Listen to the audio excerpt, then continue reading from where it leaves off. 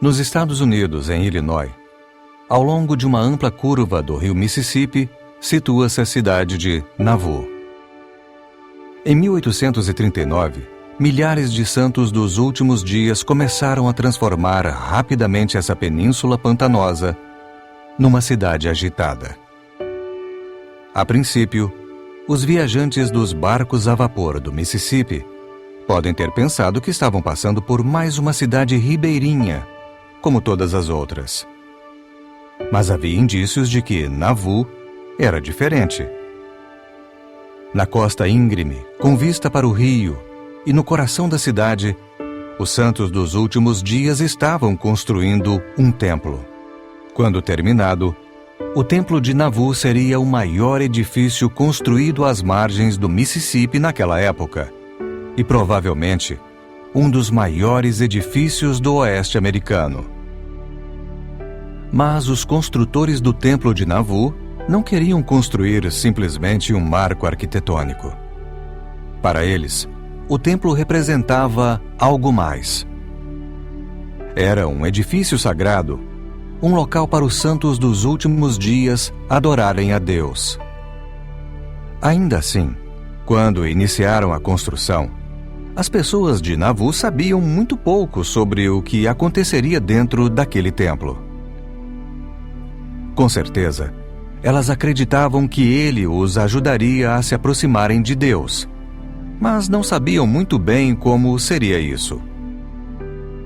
Ainda assim, fizeram sacrifícios imensos pelo templo, doando trabalho, tempo e boa parte de seus parcos bens para tornar as bênçãos prometidas com respeito àquele edifício uma realidade. Este podcast leva em conta esse sacrifício, avaliando o que o templo significava para os santos dos últimos dias na década de 1840. Neste podcast, vamos falar sobre como o templo foi construído, mas não se trata de uma história sobre arquitetura. A parte mais importante da nossa pesquisa histórica se fundamenta em uma pergunta: que papel o templo desempenhou na vida e na devoção religiosa das pessoas de Nauvoo? Quando olhamos para o templo de Nauvoo com a perspectiva dos homens e das mulheres que o construíram, começamos a entender o profundo significado do templo para a história dos santos dos últimos dias. Essa é a meta dos próximos 8 episódios. Você ouve agora O Templo de Nauvoo, podcast sobre o projeto Joseph Smith Papers. Meu nome é Spencer McBride, apresentadora deste programa. Episódio 1. Uma cidade nova, um templo novo. A história do Templo de Nauvoo começa vários anos antes do início de sua construção. Começa com a situação precária de milhares de santos dos últimos dias na condição de refugiados religiosos. Em 1838, houve muitos casos de violência no Missouri entre os membros da igreja e muitas pessoas que residiam naquele estado. Havia diversas causas para a violência, muitas delas envolvendo a preocupação sobre o poder político e econômico que os santos dos últimos dias poderiam adquirir na cidade. Além disso, Brent Rogers, um dos historiadores administrativos do projeto Joseph Smith Papers, vai explicar que um senso de discriminação parecia acompanhar os santos onde quer que estivessem. Há muita história para contar sobre a mudança dos santos para Illinois. E talvez a melhor forma de resumir essa história seja dizendo que nestes 10 primeiros anos de existência da crença dos santos dos últimos dias, houve confrontos e disputas intermitentes entre os membros da igreja e seus vizinhos. Obviamente, a igreja é religiosamente diferente, mas em termos culturais, econômicos e políticos, ela é coesa. E acho que essa união entre os membros criou um pouco de medo entre os vizinhos que não eram da mesma fé. Em todas as diferentes razões dadas pelos justiceiros para a violenta oposição contra os santos dos últimos dias, fossem elas de natureza econômica, política, social ou cultural, o preconceito religioso estava sempre presente. Os que criticavam a igreja no Missouri zombavam dos santos por afirmarem que recebiam revelação de Deus, ou que tiveram curas milagrosas por imposição de mãos. A fim de justificar a violência contra os santos, os justiceiros no Missouri repudiaram suas crenças religiosas, considerando-as fanatismo. A tensão chegou a tal ponto que acabou havendo uma guerra entre os santos e esses justiceiros que haviam formado uma turba. A milícia do estado foi enviada para manter a paz, mas muitos milicianos simpatizaram com a turba e ficaram do lado dos justiceiros no conflito. Por fim, o governador do Missouri, Lilburn W. Boggs, emitiu uma ordem de extermínio, declarando que os Mormons devem ser tratados como inimigos e devem ser exterminados ou expulsos do estado, se necessário, para o bem da paz pública. Assim, em 1838, com a chegada do gélido inverno, os santos dos últimos dias deixaram sua terra e a maioria dos seus pertences, fugindo do Missouri para salvarem a vida. Uma das coisas que eu acho que descreve a condição em que os santos se encontravam é o relato feito muitos anos depois por um homem chamado John Hammer. Ele tinha 9 anos na época em que os santos fugiram para o leste e depois para o norte, saindo do estado do Missouri para Illinois no começo do inverno.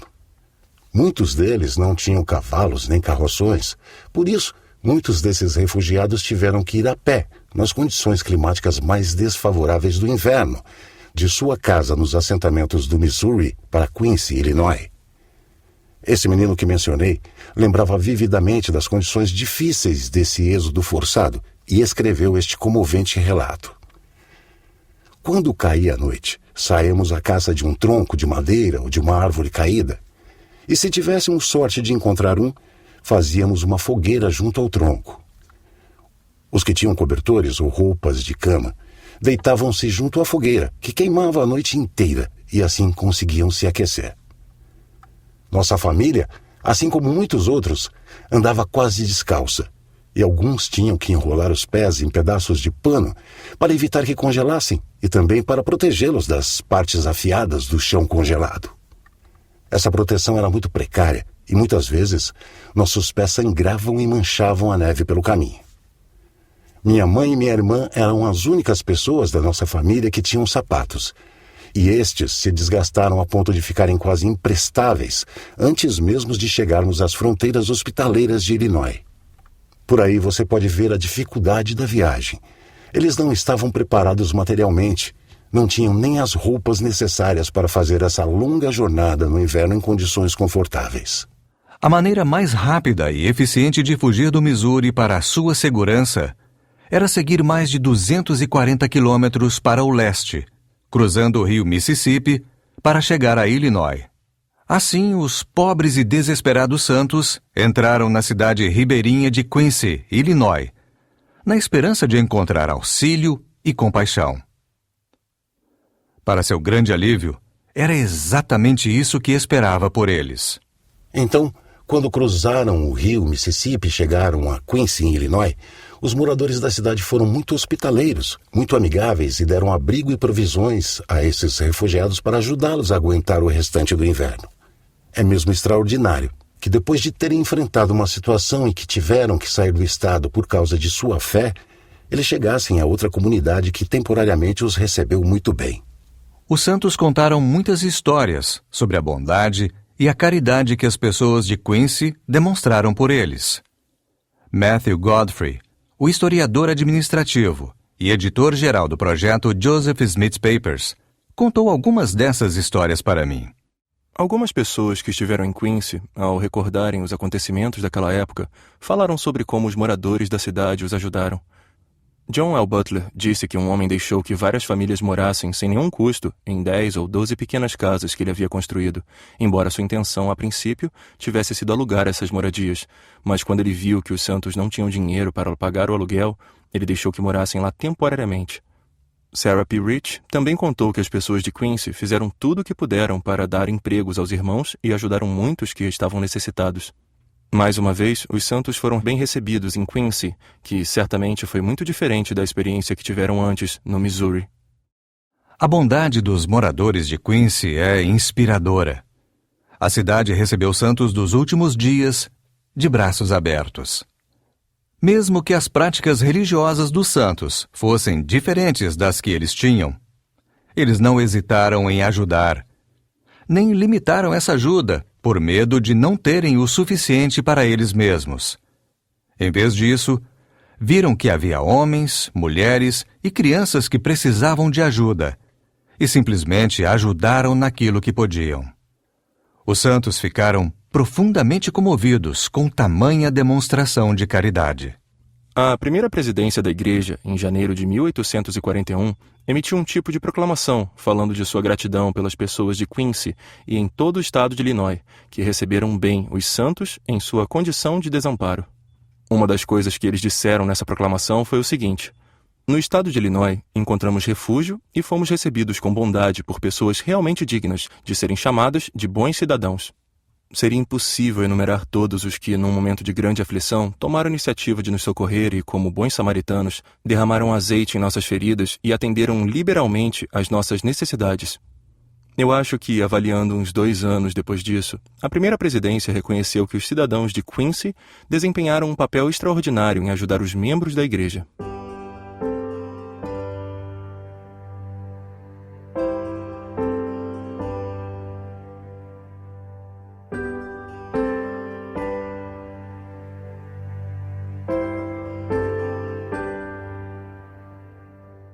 Por mais gratos que os santos estivessem pela hospitalidade de Quincy, eles sabiam que precisavam encontrar um lugar realmente deles, onde pudessem começar a reconstruir sua vida. Mesmo antes de saírem do Missouri, os líderes da igreja começaram a pesquisar as terras que estavam disponíveis em Illinois, um pouco ao norte de Quincy. O lugar que tinham em mente era como uma península, criada por uma curva ampla no rio Mississippi. Os mapas da época indicavam que, nessa península, havia uma cidade chamada Commerce. Mas, na verdade, Commerce era o que os geógrafos chamam de cidade de papel. Uma cidade de papel era uma cidade que constava no mapa, mas que não existia na vida real. Em alguns casos, os cartógrafos colocavam cidades fictícias nos mapas para detectar plágio por aqueles que podiam copiar seus mapas e vendê-los para obter lucro. Embora Commerce não fosse realmente fictícia, não era uma cidade bem estabelecida como os mapas talvez indicassem. Na verdade, alguns mapas daquela época ainda chamavam o assentamento pelo seu nome antigo, Vênus. De acordo com o plano da cidade, Commerce foi projetada para ter várias ruas, formando inúmeros quarteirões. Mas não foi isso que os santos encontraram quando eles observaram essa área, que no futuro se tornaria Nauvoo. Na verdade, havia bem poucas construções na península inteira. Matthew Godfrey vai explicar. Eu acho que a melhor descrição de Nauvoo, em 1839, foi dada por John L. Butler, em sua autobiografia, na qual ele disse que Nauvoo ficava em um local de baixa elevação e era um lugar horrível, pantanoso e úmido. Essencialmente, era isso mesmo. Nauvoo era um pântano. Estava localizada na parte baixa do rio Mississippi e, por causa disso, tinha muita água. Era uma área pantanosa. Havia milhares de mosquitos e eles transmitiam malária. Os santos não conheciam a doença como malária. Eles a chamavam de febre ardente. Mas muitos santos pegaram malária no verão de 1839 e 1840, quando se estabeleceram na área que ficou conhecida como Nauvoo. A história do manuscrito de Joseph Smith também descreve Nauvoo como tão nociva para a saúde que poucas pessoas conseguiriam viver lá. Não era um bom lugar para os santos se estabelecerem. Portanto, as péssimas condições da península levantam a seguinte pergunta: por que os santos escolheram esse lugar para reconstruir a vida? Acho que parte da resposta é que os santos não tinham outra escolha. Além disso, eles eram muito pobres e estavam muito doentes na época para ir a qualquer lugar que fosse a uma grande distância de onde estavam em Quincy. Não acho que eles tinham recursos para uma migração em massa para outro estado ou outra área que fosse melhor do que Nauvoo. Também acho que por eles serem muito pobres, tiveram que parcelar a compra da terra e, de fato, Joseph Smith e outros líderes da igreja contraíram muitas dívidas para comprar a área ao redor de Nauvoo e na margem oposta do rio Mississippi, em Montrose, no território de Iowa. Por causa disso, eles tiveram que encontrar pessoas que estivessem dispostas a vender a crédito vários hectares de terra, que não exigiriam pagamento à vista ou pagamentos muito altos em dinheiro. E, de fato, eles conseguiram encontrar alguns donos de terras em Nauvoo e Montrose que concordaram com isso. Alex Smith, um dos historiadores do projeto Joseph Smith Papers e especialista na história da igreja em Illinois, concorda com essa avaliação. Então, acho que parte do motivo pelo qual os santos resolveram ficar em Nauvoo foi somente porque havia disponibilidade de grandes pedaços de terra por um preço baixo. Existia um tratado militar no qual 13 condados de Illinois separaram terras para que veteranos da guerra de 1812 pudessem comprá-las do governo federal a preços baixos, mas muitas daquelas terras acabaram nas mãos de especuladores que as revenderam para quem quisesse. No final, havia 240 hectares de terra justamente nessa área e que a igreja poderia comprar em grande quantidade com desconto, e foi o que eles fizeram. Mas quando chegaram lá, eles encontraram todo tipo de problema para se estabelecerem. Eles não estavam se mudando para um lugar que era realmente uma cidade. Commerce era chamada de cidade, mas não havia mais do que poucos colonos no local. Ainda assim, as circunstâncias desesperadoras em que se encontravam não explicam plenamente a decisão de construir uma cidade perto de Commerce, que já tinha sido loteada. Para responder plenamente a essa pergunta, temos que levar em consideração o otimismo que parecia inerente à personalidade de Joseph Smith e a natureza visionária de sua liderança.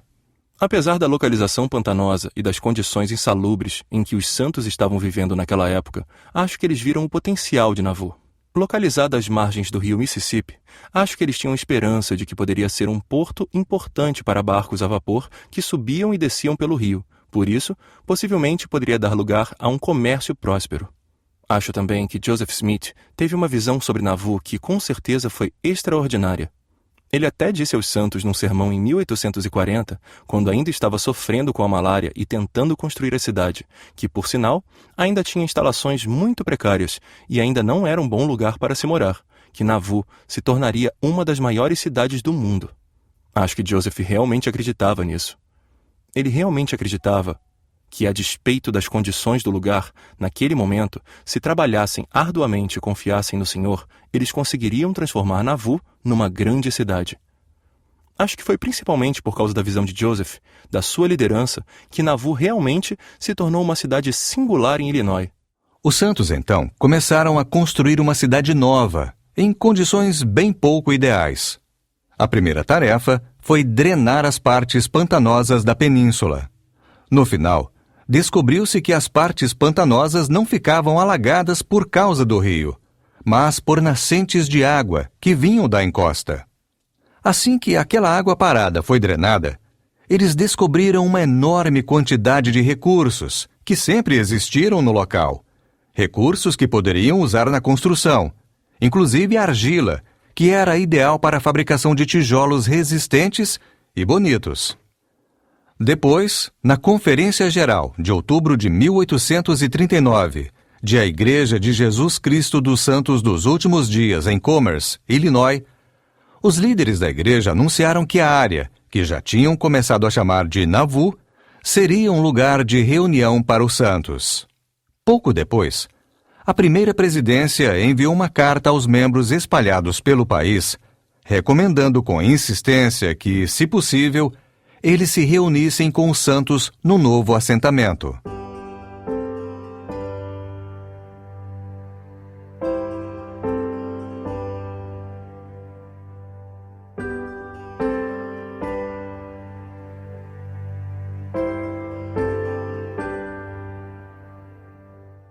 Joseph Smith explicou aos santos que a palavra Nauvoo era de origem hebraica e que significava uma situação ou um lugar belo e que dava a ideia de descanso. Assim, Joseph e os santos deram esse nome ao seu novo lar, na esperança de que a cidade provasse ser um belo lugar e um local de descanso. Mas, por quanto tempo? Há alguns anos, quando meu trabalho com o projeto Joseph Smith Papers me fez pesquisar a fundo a construção de Nauvoo, muitas vezes fiquei pensando até que ponto esses colonos realmente pensavam que Nauvoo seria sua residência permanente. Afinal de contas, a razão de terem ido para o Missouri foi porque eles achavam que lá era o local designado por Deus para construir em Sião. Mas eles foram expulsos do estado. Será que eles viam sua estada em Illinois como temporária? No final, a mudança na maneira de pensar dos membros da igreja a respeito da possível permanência em Nauvoo ocorreu aos poucos, um processo que foi marcado por alguns acontecimentos-chave. Um deles foi a antecipação da construção do novo templo. Acho que Nauvoo realmente se tornou um lugar permanente com o anúncio da construção do templo, em vez de um local de residência temporária como refugiados que aguardavam a volta para o Missouri. Foi quando Nauvoo se tornou uma cidade com um templo que ela ganhou caráter de permanência. Quando ficou claro que não seria possível retornar imediatamente para o Missouri, nem mesmo para recuperar as terras que perderam, propriedades físicas e reais, o Senhor disse, por intermédio de Joseph, que eles ficariam mais tempo em Illinois. Para mim, Nauvoo se tornou mais permanente quando eles perceberam que iriam construir um templo e que teriam acesso a ele. É um pouco difícil definir quando os santos começaram a conceber a construção do templo em Nauvoo, mas provavelmente foi cerca de 1 ano após a chegada deles. Os santos chegaram à área de Commerce naquela península no verão de 1839 e, em abril de 1840, já se falava em construir um templo. Na verdade, isso não foi anunciado senão na Conferência de Outubro de 1840, que eles iriam construir um templo, e não se tornou realmente oficial até janeiro de 1841, numa revelação que se tornou a seção 124 de Doutrina e Convênios. Entendemos com essa revelação que Nauvoo se tornaria um novo local de reunião para a igreja, graças ao templo que seria construído lá. Missouri não era coisa do passado para Joseph Smith e os santos.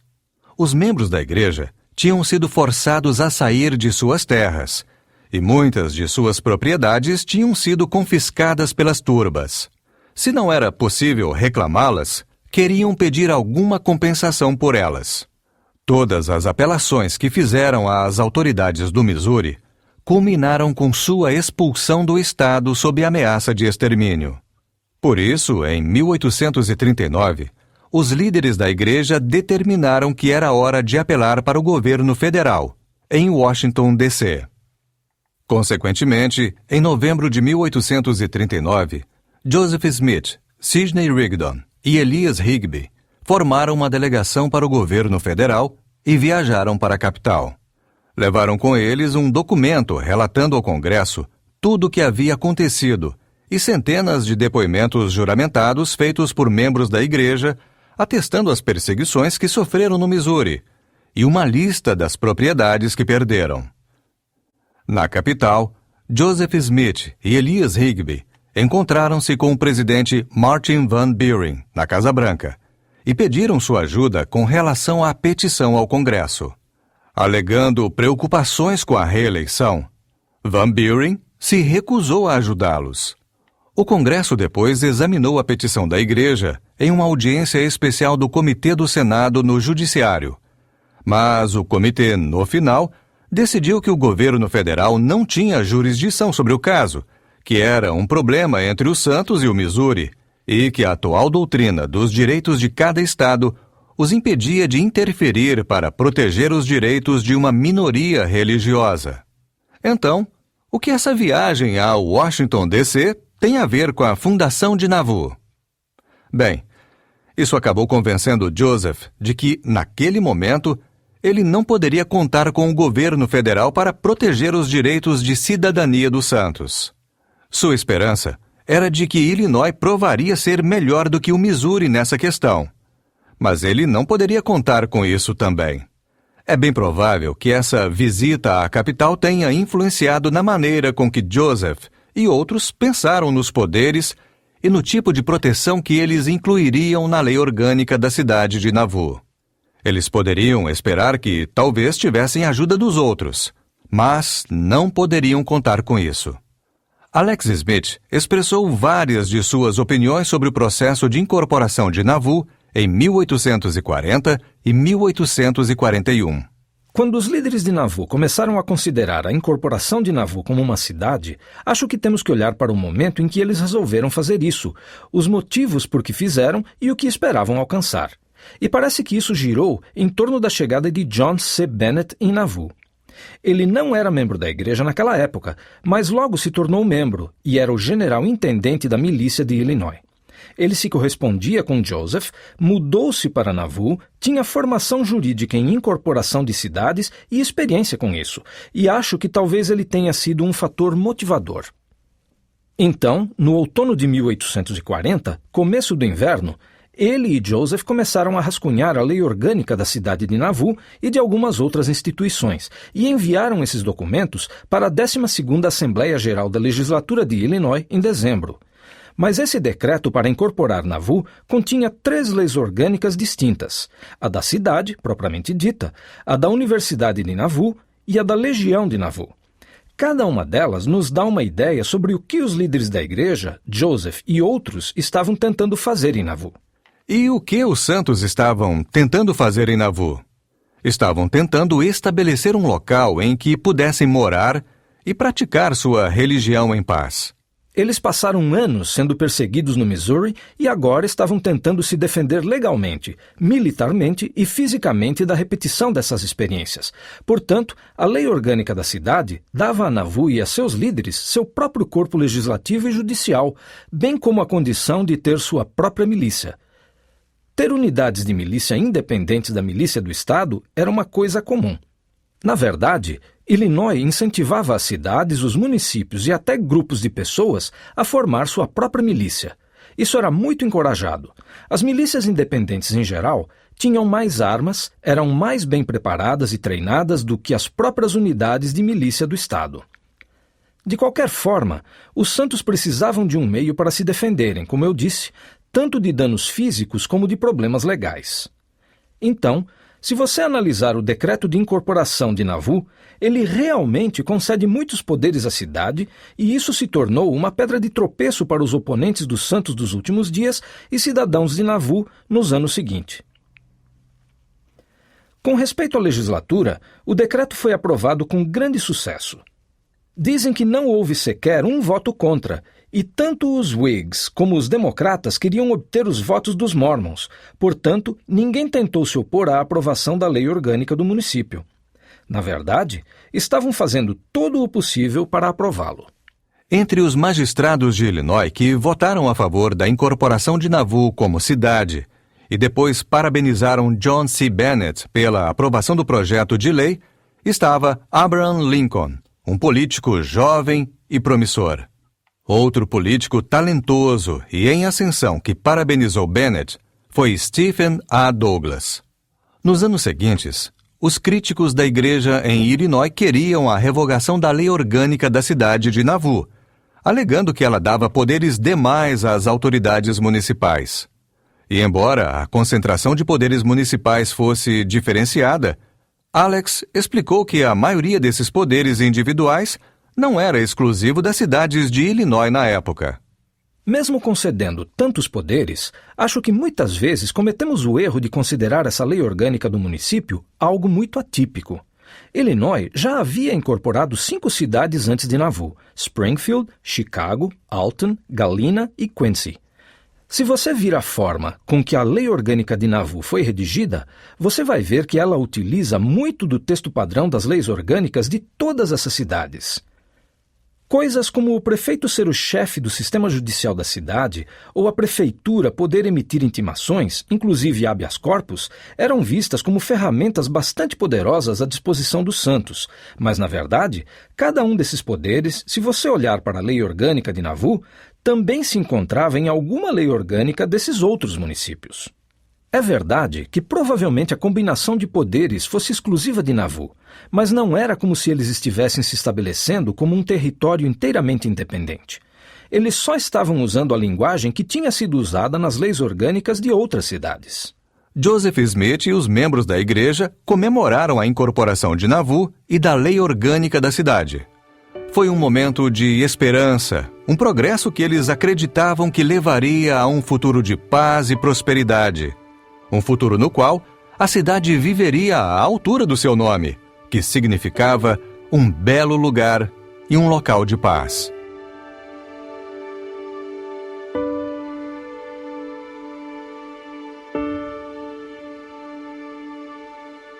Em janeiro de 1841, parecia que as coisas estavam indo bem para Joseph Smith e os santos em Nauvoo. A cidade estava florescendo num lugar que antes era considerado um pântano. Sua lei orgânica da cidade prometia proteção contra perseguições futuras, e eles tinham planos para construir um templo novo. Mas isso foi só o começo. No mesmo mês em que Illinois aprovou a lei orgânica da cidade de Nauvoo, Joseph Smith publicou uma revelação. Entre outras coisas, essa revelação prometia que esse novo templo seria diferente da casa do Senhor em Kirtland, que no templo de Nauvoo, Deus restauraria a plenitude do sacerdócio. Vamos falar sobre como os santos entenderam essa promessa e a maneira como isso os motivou a construir esse edifício novo e sagrado no próximo episódio de O Templo de Nauvoo, podcast sobre o projeto Joseph Smith Papers.